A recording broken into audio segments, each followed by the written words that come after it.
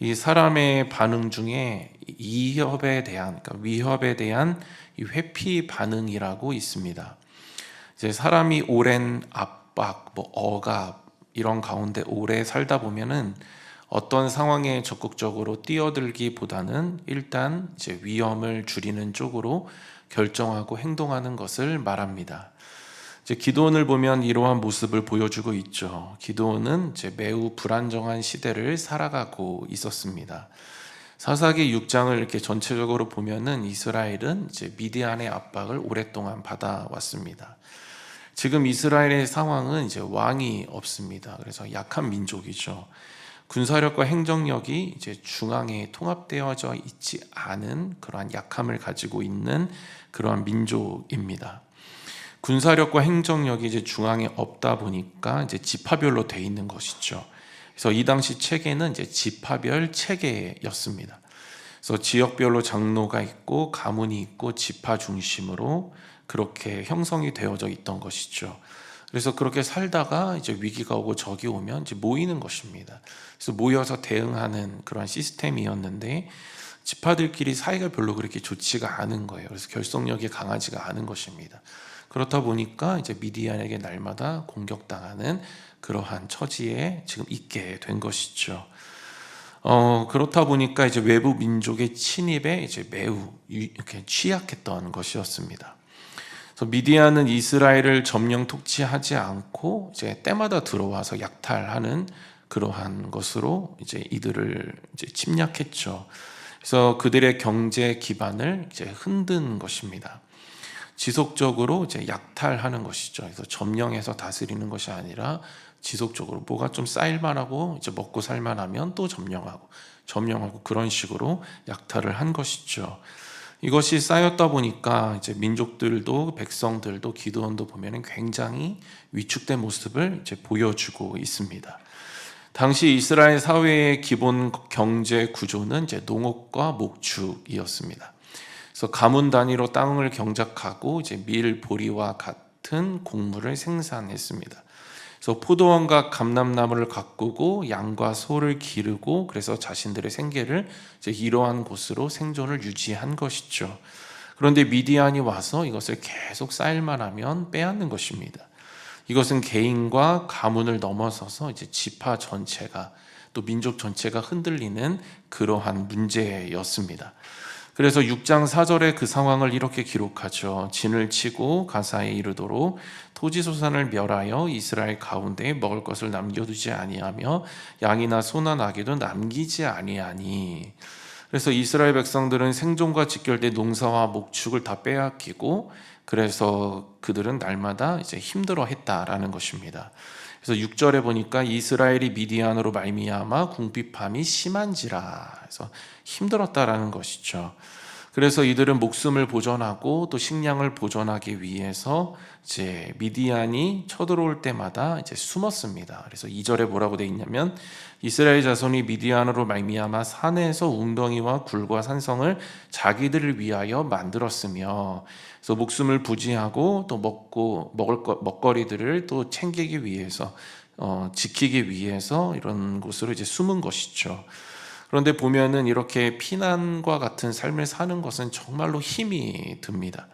억압받고 이것이 학습되면은 이제 결국 무기력으로 이어지게 되는 것이죠. 무기력은 억압의 학습에서 나타나게 됩니다. 반복된 억압이 만든 이 학습된 위축이 결국엔 위협에 대한 회피 반응으로 나타나게 되는 것입니다. 그래서 기드온을 보면 위협 속에서 이제 노출을 최소화하는 쪽으로 움직이죠. 어디서 알 수 있는가 하면 저희들이 읽은 11절에 그가 밀을 포도주 틀에서 타작한다. 이제 이런 말씀이 나옵니다. 여기서 보면 알 수 있죠. 원래 밀 타작은 높은 곳에서 해야 됩니다. 그래서 바람이 막 부는 곳에서 넓은 곳에서 개방된 곳에서 해야 되는 것이죠. 그런데 지금 기드온을 보면은 포도주 틀에서 이제 밀 타작을 하고 있습니다. 그러니까 포도주 틀은 제가 이렇게 좀 자료를 찾아보니까 사진도 보고 하니까 지금 이게 무슨 광어 양식장처럼 생겼더라고요. 그래서 그런 웅덩이 같은데 안에 들어가 가지고 거기서 밀타작하고 있는 것입니다. 그래서 눈에 띄지 않으려고 하고 이제 숨어서 하고 있는 것이죠. 그런데 이러한 모습은 그가 하나님의 일을 감당할 때도 그대로 나타납니다. 하나님께서 그의 아버지 바알 제단을 헐어버리라고 말씀을 하시죠. 그러자 기드온은 행동하는데 두려워서 밤에 행동합니다. 그래서 27절에 뭐라고 되어 있냐면, 이에 기드온이 종려의 사람을 데리고 여호와께서 그에게 말씀하신 대로 행하되 그의 아버지의 가문과 그 성읍 사람들을 두려워함으로 이 일을 감히 낮에 행하지 못하고 밤에 행하니라. 그래서 기본적으로 굉장히 위축되어 있고 기본적으로 또 두려움이 너무나도 많은 그러한 기드온의 상태입니다. 기드온은 억압과 또 그로 인해서 두려움이 많은 사람이다라는 것을 우리가 알 수 있는 것이죠. 그러다 보니까 그의 삶의 어떤 성향이 계속 회피적으로 나타나는 것입니다. 웬만한 것들은 다 피하고 자기를 보존하는 쪽으로 그 성향이 계속 위축적으로 나타나게 되는 것이죠. 이것은 수차례 반복적으로 억압받는 환경 속에서 체화된 것이죠. 체화된 반응 방식이고 또 형성된 성향입니다. 그런데 이 모습은 어디서 많이 보는 모습이죠. 또 스스로 깨닫는 모습이기도 합니다. 저희들이 세상을 살아가는 사람들을 볼 때도, 교회 안에서 그런 사람들을 볼 때도 느끼고, 저희들의 스스로의 모습들을 볼 때도 이러한 모습들을 우리는 보게 되는 것이죠. 현대를 살아가는 저희들의 모습이 이와 굉장히 비슷합니다. 저희들 역시 어떤 압박이나 억압 속에서 살아가기 때문이죠. 어떻게 보면 세상의 작동 방식인 그 작동 방식 자체가 이제 억압으로 되어져 있는 것 같습니다. 직장은 압박이 위에서 아래로 내려오는 구조이죠. 그래서 성과와 실적이 중심입니다. 그래서 상사는 위에서 압박을 받고 그 압박은 다시 아래로 내려오죠. 억압하는 것입니다. 실적이나 성과를 내지 못하면 안 된다. 정말 이 회사에서 내가 유지할 수 없고 또 가정을 먹여 살릴 수 없다. 이런 압박을 받는 것이죠. 뿐만 아니라 가정에서는 부모로서 또 자녀로서 가장으로서 책임을 다해야 한다라는 억압과 압박 속에 살아갑니다. 제가 최근에 본 책 중에 이제 적절한 좌절이라는 책이 있습니다. 이제 유명하신 분이죠. 요즘 TV만 틀면 나오는 분이십니다. 그래서 인지 심리학자 김경일 교수 그리고 소아 청소년 정신과 전문의 류한욱 원장이 이제 함께 쓴 책입니다. 그래서 제가 구입해서 이렇게 읽어보았는데 굉장히 좋은 책이더라고요. 근데 이 책에서 말하는 것은 오늘 우리 시대의 이 문제가 뭐냐면 적절한 좌절의 부재에 있다라는 것이죠. 그리고 분리와 독립의 실패라는 그러한 문제가 이 시대에 있다라는 것입니다. 그래서 저자는 이제 부모가 자녀를 지나치게 보호하고 이 모든 길을 정해 주는 것이 오히려 아이를 더 취약하게 만들 수 있다 이렇게 이야기를 합니다.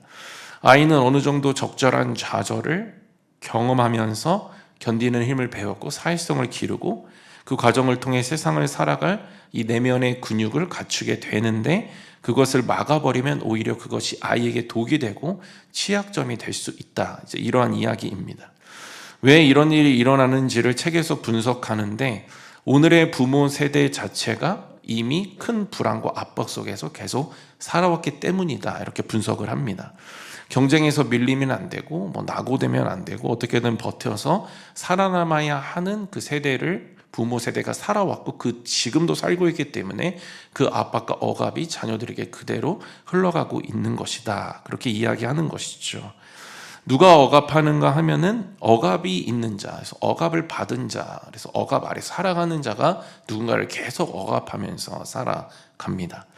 그래서 어떻게든 이 자녀를 잘 되게 해야 된다. 억압 속에서 그 자녀를 잘 되게 된다. 그래서 그게 이제 부정적으로 나타나기 시작하는 것이죠. 그래서 불안을 가지고 자녀를 대하기 시작하는 것입니다. 억압이라는 불안을 가지고 그러나 모순되는 자녀를 잘 되게 하겠다라는 어떤 목적과 목표를 가지고 이제 자녀를 대하게 되는 것이죠. 그래서 내가 겪은 두려움을 불안을 자녀에게 겪게 하고 싶지 않다. 이런 동기이지만 그 불안이 그 억압이 지나친 사람은 부모는 불안이 많기 때문에 그 불안을 가지고 사랑이 아니라 통제를 하게 되고 보호가 아니라 자녀를 취약하게 만드는 그러한 독을 계속해서 제공하면서 양육한다라는 것입니다. 뿐만 아니라 우리는 관계 속에서도 억압을 경험하고 또 건강에 있어서도 막 억압을 경험하죠. 실수하면 평가받고 외로워지기 때문에 늘 긴장하고 살아가게 됩니다. 혹여나 약한 모습 보이면 무시당할까 하는 억압 속에서 자신을 보여주지 못하고 끊임없이 자신을 짓누르면서 살아가게 되죠. 건강 앞에서도 이 건강이 갑자기 약해지면 어쩌나 하는 그런 억압과 압박 속에서 불안함 가운데 살아가게 됩니다. 더 열거해도 끝이 없을 정도로 우리는 내 삶이 갑자기 무너질 수 있다라는, 어떠하면 내 삶이 제대로 세워질 수 없다라는 그러한 여러 압박 속에서 우리는 살아가게 됩니다. 이러한 압박이 계속되면은 점점 두려워지고 막 위축되게 되죠. 그 결과 주어진 어떤 상황에 있어서, 또 주어진 어떠한 신앙생활에 있어서 사명 앞에서 적극적으로 맞서기보다는 어떻게든 손해보지 않고 자신이 생존하는 방식을 선택하면서 회피하면서 그렇게 살아가게 되는 것입니다. 어떻게든 드러나지 않으려 하고 책임보다는 자기 안전 붙들려고 하고 적당한 선에서만 물러서고 회피적으로 그렇게 자신의 생존만을 위해서, 보호만을 위해서 그렇게 살아가게 되는 것이죠. 기드온이 바로 그러했다라고 오늘 본문에서 그 모습을 그대로 보여주고 있습니다. 그런데 문제는 뭐냐면 이 두려운 것, 위축, 회피가 신앙생활에서도 그대로 나타난다는 것입니다. 기드온은 하나님께 부르심을 받죠. 그러자 그가 이렇게 대답합니다. 15절입니다. 같이 읽겠습니다. 그러나 기드온이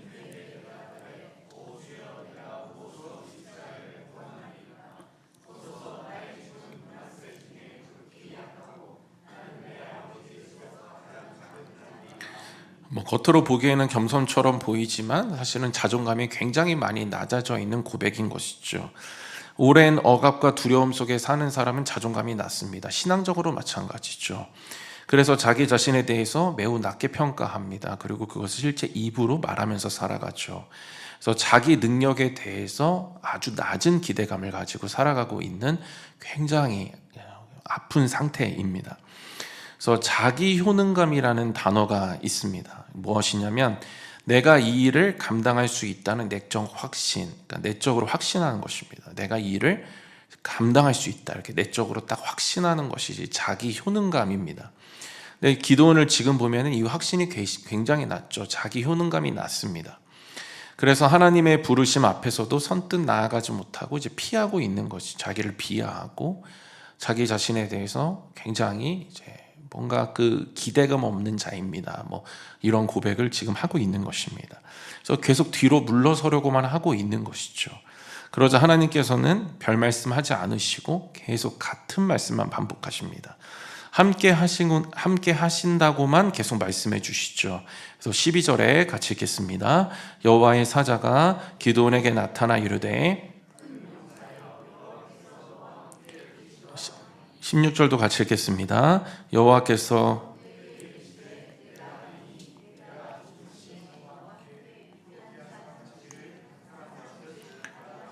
반복적으로 뭐라고 말씀하시냐면 함께 하겠다, 이렇게 말씀하시죠. 기드온이 뭔 얘기를 하든 하는 거기에서 그 질문에 맞는 대답을 하지 않으시고 함께 한다, 이렇게 말씀하십니다. 그러니까 함께하면 다 해결된다, 이렇게 말씀하고 계시는 것이죠. 기드온은 나는 약하다 하고 있지만 하나님께서는 함께하면 된다, 그냥 이렇게 답 주시고 계시는 것입니다. 여기서 잠시 알 수 있는 것은 하나님께서 기드온을 먼저 찾아오셨다라는 것이죠. 기드온이 지금 있는 곳은 화려한 곳이 아니었습니다. 포도주 틀입니다. 거기서 지금 타작하고 있죠. 두려워서 숨어 있는 곳입니다. 그곳에 하나님 찾아오시죠. 그리고 지금 기드온은 용기도 없고 담대함도 없고 의기소침해 있고 위축되어져 있는 상태입니다. 무슨 일을 하기가 굉장히 어려운 내적 상태죠. 자기 효능감이 떨어져 있고 자존감도 떨어져 있습니다. 이런 사람에게 뭘 주문하기 굉장히 어렵죠. 그러니까 믿어지지 않기 때문이죠. 이런 내면의 상태, 그러한 어떤 행동들을 보여주면 믿음이 없습니다. 신뢰가 가지 않기 때문에 무슨 일을 잘 맡기지 않죠. 그러나 하나님께서는 찾아오십니다. 그리고 사명을 주시죠. 맡겨주시는 것입니다. 하나님께서는 완전한 자만 찾아오시는 분이 아니시다라는 것을 우리가 알 수 있는 것이죠. 자꾸 연약하고 상처투성이인 나이지만 하나님께서는 찾아오셔서 회복시키시고 빚으시고 사명 주시고 감당할 수 있도록 함께 해주시고 반드시 그 일의 승리를 가져다 주신다라는 것입니다. 하나님께서는 기드온에게 찾아오셔서 두 가지로 이제 힘과 용기를 주시죠. 그를 빚으시고 회복시키십니다. 첫 번째가 함께라는 지지를 주시고, 두 번째가 큰 용사라고 하시는 세워주심입니다. 함께 한다는 지지한다이죠. 사람은 누군가와 함께하면 그 사람으로서 힘을 얻죠. 세겹줄은 끊을 수 없다라고 얘기합니다. 사람은 지지받을 때 도전적으로 반응하게 되어져 있습니다. 그래서 지지해 준다라는 것은 누군가가 함께 해준다라는 것입니다. 동행해 주는 것이죠. 거기서 우리는 힘을 얻고 도전적으로 반응하게 되어집니다. 제가 부목사로 있을 때 어느 교회는 전적으로 저를 지지해 줬습니다. 제가 미숙하고 제가 할 수 있는 것도 제대로 없고 경험도 없는데도 그 교회에서 그 목사님은 저에게 끊임없이 기회를 주시고 재정을 주시고 그에 대한 책임을 져주시고 응원해 주시고 끊임없이 저를 세워주셨습니다. 그래서 부서도 맡기고 재정도 주시고 여러 권한도 주시고 이걸 내가 감당해도 맞는 건지 의아할 정도로 그렇게 많은 권한들을 주시면서 저의 사역을 자신 있게 또 진취적으로 감당할 수 있도록 그 뒤에서 계속해서 도와주셨습니다. 그래서 정말 즐겁고 또 하면서도 내가 이런 연약함이 있구나, 내가 또 이런 은사가 있었구나 막 깨닫게 되고 그것들이 강화되고 막 점점 저의 사역이 자라는 것들을 이제 제가 알 수가 있었습니다. 그런데 어느 한 교회는 저를 끊임없이 통제하기가, 그 교회 구조 자체가 굉장히 통제하는 교회였습니다. 그래서 부목사들이 막 들어가면 1년도 못 버티고 막 2년도 못 버티고 그냥 나가는 거예요. 계속 통제하니까요. 근데 들어가자마자 통제하는 그런 구조 속에서 한 명의 리더를 세우고 그 사람이 권위적으로 행동하는 그러한 시스템 속에서 사람들이 점점 어떻게 변해가냐면 수동적으로 변해가는, 저도 수동적으로 변해져는 거예요.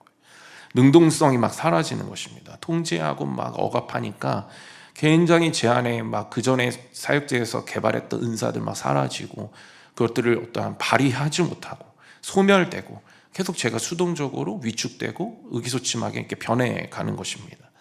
이렇듯 사람은 약하다고 스스로 생각해도 누군가가 지지해 준다라고 하면 힘을 내게 되어져 있습니다. 하나님은 기드온이 약하다 하지만 내가 너를 지지한다, 함께한다, 그거면 된다, 나의 강함으로 너를 채워서 내가 일할 것이다, 이렇게 말씀해 주십니다. 하나님께서는 반복적으로 억압된 기드온에게 반복적으로 말씀하시죠. 반복적으로 억압되니까 반복적으로 말씀하셔서 그 억압을 하나씩 깨트리고 계시는 것입니다. 그 결과 하나님과의 반복되어진 그러한 상호교조 속에서 기드온의 인지의 틀, 그의 낮은 자존감, 낮은 자기 효능감, 위축감, 이런 것들이 하나씩 벗어지고 해결되기 시작합니다. 하나님께서는 또 하나 말씀하시는데 12절에 큰 용사다 이렇게 말씀하시죠. 저희들이 하나님과의 관계에서 일어나는 어떤 말씀을 볼 때에 그것은 하나님과의 관계에서만 끝나지 않는다라는 것을 이제 알아야 합니다. 하나님께서 공동체를 주신 이유는 공동체 안에서도 그 관계를 서로 가운데 실행하고 서로 그 하나님과의 관계 속에서 어떤 깨닫는 것들을 서로의 어떤 섬김 속에서 사랑 속에서 깨달아라 하는 목적을 가지고 이제 공동체를 주신 것입니다. 그래서 때로는 우리가 하나님의 사랑을 하나님과의 교제 속에서 알 수도 있지만 추상적인 개념으로 그것들을 깨달을 때도 있습니다. 그래서 하나님의 사랑이 뭐지? 하나님 날 사랑하신다는데 기도하면 조금 알 것 같고 말씀 보면 조금 알 것 같고 예배하면 알 것 같은데 조금 더 실제화됐으면 좋겠다, 이러한 갈망이 생길 때가 있습니다. 근데 그것이 어디에서 해소가 되냐면 공동체 안에서 해소가 되는 것입니다. 공동체 안에서 서로 간에 하나님의 사랑을 보여주고 용납하고 수용하고 이러한 섬김 속에서 이 상대가 또 나도 하나님의 사랑을 순종하면서 나도 하나님의 사랑이 뭔지를 깨닫고 받는 사람도 하나님의 사랑이 뭔지를 깨닫고 이것이 실제화되어지는, 더 깊어지는 그러한 통로가 이제 공동체가 되는 것이죠. 그래서 저희들이 이 말씀을 볼 때에도 그냥 하나님께서 큰 용사다, 이 음성도 물론 우리에게 있지만 서로 가운데, 공동체 가운데 우리가 이 언어를 사용해서 사람을 살려야 하는 것이죠. 하나님과의 동행뿐 아니라 공동체 안에서 믿을 만한 사람들과의 어떤 연결, 이것이 그래서 굉장히 중요한 것입니다. 그 교회의 수준을 보면은 이제 알 수 있는 것이죠. 그래서 그 수준을 보면은 그 서로 간에 하나님을 알려주고 있는가, 하나님을 깨닫게 해주고 있는가, 그 성품과 그 사랑을 알려주고 있는가, 이것에 집중하고 있는가, 그 공동체를 결정하게 되는 것입니다. 그래서 믿음의 사람들이 많으면 많을수록 그러한 성숙함들이 나타나고 그러한 교제 속에서 한 사람이 상처 많은 한 사람이 이제 그 상처를 벗어버리고 건강함으로 나오게 되는 것이죠. 하나님이 나를 사랑하신다는 것을 우리가 더 깊이 경험할 수 있는 그 환경이 이제 공동체입니다. 공동체 안에서 실수해도 용납될 때 우리는 하나님의 사랑을 더 깊이 있게 배우게 되죠. 실제화되어서 더 구체적이고 깊이 있게 우리는 알게 되는 것입니다. 그래서 12절에 하나님께서 기드온으로 하여금 큰 용사다 이렇게 말씀하시죠. 축복의 언어입니다. 지금 큰 용사 아니잖아요. 이제 미디안을 치고 큰 용사가 진짜 되지만 하나님께서는 그를 미리 말씀하시는 것입니다. 소망을 보고 믿음의 눈으로 기드온을 먼저 보시고 큰 용사가 될 것을 미리 아시고 미리 선포하시는 것이죠. 그래서 큰 용사다. 지금 막 위축되고 막 의기소침해 있고 맡겨서 뭐 하겠나 싶지만 큰 용사다. 먼저 소망을 선포하시는 것입니다. 우리가 사람을 세워주는 언어를 사용해야 한다는 것이죠. 그래야 사람이 살아나기 때문입니다. 제가 정말 감사하다고 생각하는 것은 제 주변에 정말 좋은 분들이 너무나도 많은 것이죠. 며칠 전에도 저도 똑같이 고민하죠. 억압받고 살아갑니다. 세상에서 억압받고 자녀 교육에서 억압받고 경제적으로 억압받고 여러 억압들을 받으면서 저도 살아가죠. 그래서 근데 제가 감사한 것은 이 억압들을 가지고 나눌 수 있는 사람이 너무 주변에 많은 게 너무 감사한 거예요. 그래서 제가 이제 멘토형 일반 성도 집사님이신데 이제 그분은 저 대학생 때부터 제가 야구 그만두고 나서부터 지금까지도 저에게 한 번도 부정적인 얘기 하지 않고 위축되는 얘기하지 않고 저를 살려주고 깨워주는 분입니다. 그래서 지금도 며칠 전에도 막 여러 고민들 억압 가지고 전화하면 그 형이 말하는 주제가 뭐냐면 너는 큰 용사다 이거예요. 그러니까 큰 용사다 이렇게 얘기해줘요. 그런 관점에서 많은 이야기들을 해줍니다. 근데 제가 카톡이 딱 하나 왔는데 이제 카톡이 장문의 카톡이었는데 그 형이 보내준 거예요. 딱 읽는데 모든 고민이 다 해결이 돼버렸어요. 그래서 저희 아내한테 보여줬어요. 근데 저희 아내가 참 이런 형 만난 거 너무나도 진짜 복이다. 너무 어떻게 형은 이런 생각을 할까? 뭐 이러면서 이제 서로 감사하는 시간을 가진 적이 있습니다. 제가 교회 청년으로 있을 때, 교회에서 사역하기 전에, 사역자 되기 전에 청년으로 있을 때, 뭐 운동으로 인해서 무너진 낮은 효능감, 자존감 너무나도 많았죠.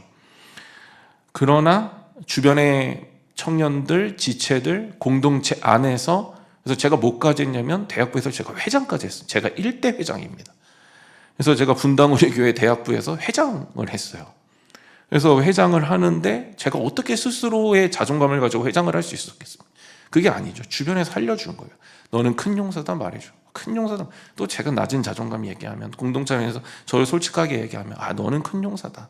뭐 계속 얘기해 주니까 진짜 내가 큰 용사가 될 수 있나? 인지의 틀이 조금씩 바뀌기 시작하는 것입니다. 몇 번 말씀드렸지만 저희 어머니도 제가 운동으로 무너진 삶에 있어서 한 번도 저에게 너는 뭐 어떡하려고 그러냐 그렇게 살아서 어떡하냐 맨날 뭐 패배감에 젖어서 그렇게 어떻게 살려고 뭐 이런 말 한마디도 한 적 없으십니다. 지금도 마찬가지죠. 지금도 전화하면 너는 보통 사람이 아니야. 넌 큰 용사야. 계속 말씀해 주십니다. 계속 말씀해 주세요. 작은 용사다. 왜 그렇게 사니? 정죄와 비판, 평가, 판단 아무도 하지 않습니다. 그냥 큰 용사야. 큰 용사야. 계속 말씀해 주시는 것이죠. 저 위임식 때 축사를 해주신 박동선 목사님 지금도 정말 너무 좋은 분입니다.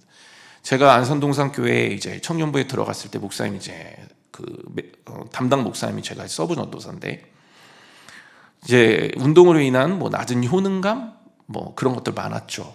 그럼 내가 뭘 할 수 있지? 많이 있었습니다.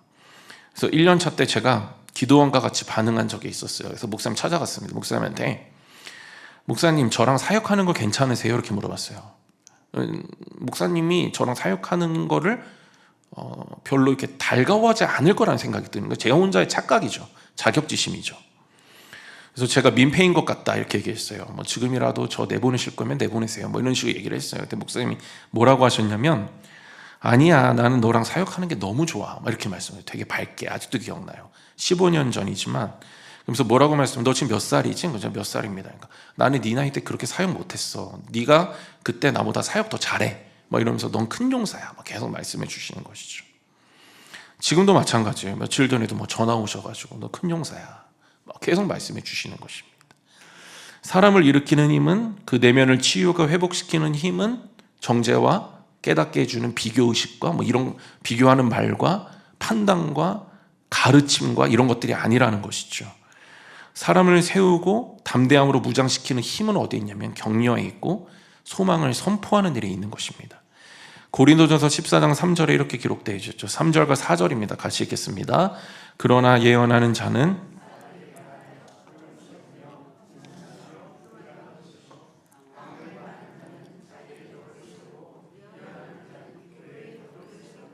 여기서 예언하는 자는 무슨 미리 기도해서 미리 보고 맞추고 이런 걸 얘기하고 있는 것이 아닙니다. 여기서 예언은 뭐냐면 덕을 세우는 권면이에요. 덕을 세우는 권면, 그러니까 소망을 말하는 것이죠. 교회의 덕이 돼야 되고 그 사람에게 덕이 돼야 됩니다. 그래서 너 이렇게 될 거다. 그래서 그거를 맞추면 자기가 올라가고 이런 차원을 얘기하고 있는 것이 아니죠. 소망을 선포하는 것입니다. 누가 소망을 선포할 수 있냐면 그 사람이 지금 위축돼 있고 비참한 상황이 있고 하지만 더 이상 그 사람에게 소망이 보이지 않고 무슨 일을 하겠나 싶지만, 일어서기나 하겠나 싶지만 그럼에도 불구하고 그 사람에게 가서 선포하는 것이죠. 하나님이 너에게 반드시 역사하실 것이다. 저 사람에게 역사하실 것이다.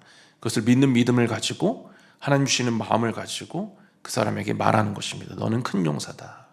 너는 반드시 하나님께서 일으키시고 세우시고 사용하실 것이다. 하나님께서 너의 인생을 반드시 풀어주실 것이다. 너를 세워주시고 너를 반드시 하나님의 큰일에 동참시켜 주실 것이다. 그렇게 선포하는 것입니다. 그랬을 때 그것을 들으면 처음에는 의아하죠. 낮은 자존감에 있고 이미 내면 세계가 파괴되고 왜곡되어 있는 사람에게 그 소리가 잘 들리지 않는 것이죠. 하나님 방식이 뭡니까? 계속 반복적으로 말씀하시죠. 그래서 우리도 계속 반복적으로 이야기해야 되는 것입니다. 반복적으로 이야기하지만 반복적으로 받아서 위축되어 있고 손상되어져 있는 그의 내면에 반복적인 하늘의 언어가 계속해서 들어갈 때에 비로소 회복이 일어나고 그 가운데 온전함으로 다시 나올 수 있는 어떤 능력이 그 가운데 나타나게 되는 것입니다. 그래서 우리가 말을 해야 될 때 생각해야 되죠. 그냥 떠오르는 대로, 그 사람 처한 상황 보이는 대로가 아니라 믿음의 마음을 가져야 되는 것입니다. 믿음의 시각을 갖고 믿음의 어떠한 그 인지를 가져야 되는 것이죠. 그래서 이것을 영감이라고 합니다. 영감. 근데 그것을 언제 우리가 이러한 부분들을 제대로 잘 판단할 수 있는가 하면 목적을 제대로 가지고 있을 때, 내가 저 사람의 지금 덕을 세워야겠구나. 저 사람이 말하는 것이 공동체로 퍼져갈 텐데 내가 저 한 사람을 세우는 것이, 저 사람에게 덕을 세우는 말을 하는 것이 저 사람이 살아나는 것이 공동체적으로 확장되는 것인데, 그리고 내가 저 사람이 이상한 말을 하면은 그 사람이 의기소침해지고 더 주저앉게 되어지면 그것이 또 공동체 안으로 또 영향이 되어질 텐데 말 조심해야겠다. 근데 그것이 덕을 세우는 쪽으로 목적을 세워야겠다. 그래서 목적을 세울 때 우리는 거기서 영감이 생겨나게 되어지고 덕을 세우겠다라는 그 속에서 우리는 하나님의 그 음성이 무엇인지를, 저 사람을 향한 하나님의 음성이 무엇인지를 우리는 갈망하게 되어지고, 그러한 물음 속에서 하나님 주신 마음이 주어지게 되고, 우리는 그러한 언어를 사용하며 나아갈 때 분명한 것은 덕을 세우는 예언이 되고 소망이 되고 위로가 되어짐으로 말미암아 반드시 그 사람이 살아나게 된다라는 사실입니다. 그래서 우리가 가정에서도 직장에서도 교회에서도 격려의 말을 해야 하는 것이죠. 큰 용사다 이야기해야 되는 것입니다. 이야기해 줘야 하는 것입니다. 그래서 내가 먼저 하나님 앞에, 또 내가 또 공동체 안에서 받은 자로서 서로 만나면 큰 용사다. 자녀에게도 진짜 소망 없어 보여도 큰 용사다 선포하고, 그 선포하는 그 가운데 그 말은, 그 선포하는 그 자체는 능력이 되어서 또 하나님 믿는 믿음에서 선포한 거기 때문에 반드시 하나님은 그 선포를 받으시고 그 삶 속에 충만하게 일해 주십니다.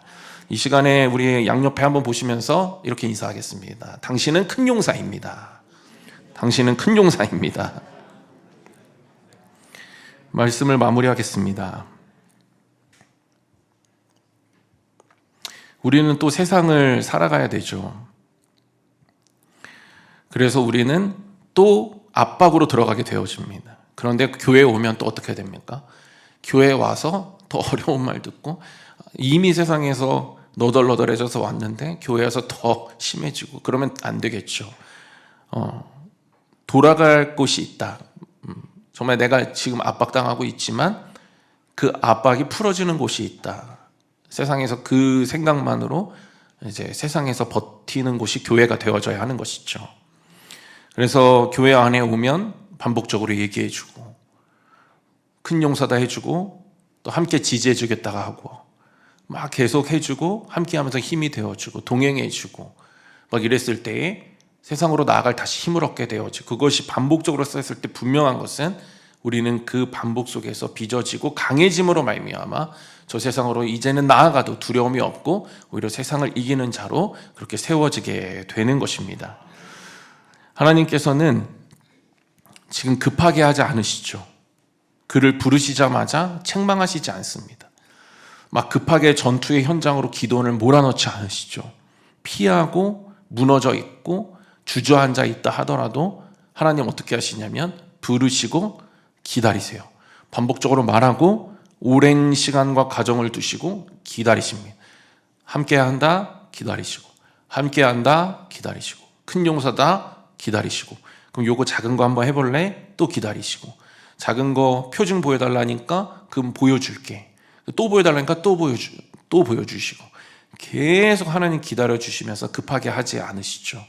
급하게 하지 않으신 가운데 기도는 점점 빚어져 가고 작은 것 하나 해볼래? 했더니 한번 해볼까요? 이제 좀 마음이 잡힌 것이죠. 그래서 작은 것 했더니 하나님이 승리하게 해주시고 그래서 결국에는 이 미디아를 치게 되어지는 그러한 놀라운 주인공으로 그가 쓰임받게 되어집니다. 그래서 하나님은 결국에 우리에게도 이렇게 다가오시죠. 우리에게 급하게 하지 않으십니다. 그래서 우리가 급한 것이지 우리가 하나님의 속도에 우리도 맞춰야 하는 것이죠. 그 속도를 믿고 우리도 그 안에 우리 자신을 온전히 드려야 합니다. 기도는 연약하고 주저앉아 있어도 그대로 하나님께 드리잖아요.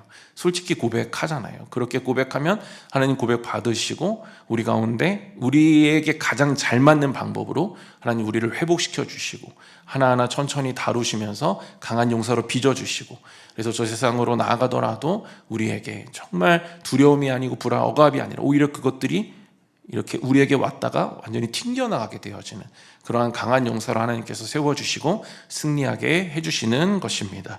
저는 교회 공동체 안에서 하나님이 우리에게 들려주셨던 오늘 말씀에 들렸던 그 음성과 정말 그 위로와 격려 우리 가운데 서로 간에 충만하게 그 언어로 서로를 세워주시는 우리가 되기를 소원하고 뿐만 아니라 그 속에서 세워지는 그 회복되어지는 내면의 강함을 가지고 또 하나님 교제 속에서 회복시켜 주시는 그 강함을 가지고 그것들이 함께 합력하여서 선을 이루며 그것이 진정한 능력이 되어 세상에서도 주눅들지 않고 세상에서도 주님 주시는 강함으로 승리하며 살아가시는 저와 여러분들 모두 되시기를 주님의 이름으로 축원드립니다.